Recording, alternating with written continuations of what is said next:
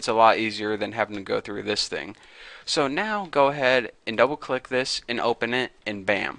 Look at that. How beautiful is this? A brand new program in order to type XHTML and CSS, and best of all, it's free. How sweet is that?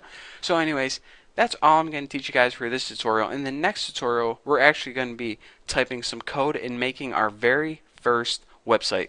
But for now, I just want to tell you guys, download this program, get everything set up, and if you have any questions or anything goes wrong, just leave a comment below and someone's bound to help you. Or if you have any questions, you can check out my website, thenewboston.com, and send me a message or go to my forum. I can help you there. But for now, thank you guys for watching. Don't forget to subscribe, and I'll see you guys later.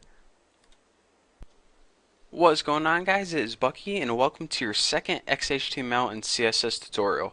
Now, before we get started, what I want you guys to do is open a new file, and you can do this in one of two ways. You can either press File and then click New, or you can just click this little new icon right there, and it's going to open up a new blank file.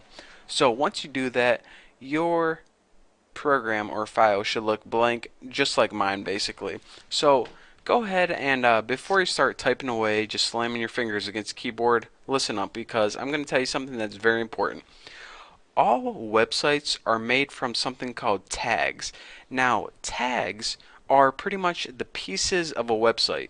So for example, if you wanted to put a picture on your website, you would need a picture tag. If you wanted to put a link on your website, you would need a special link tag.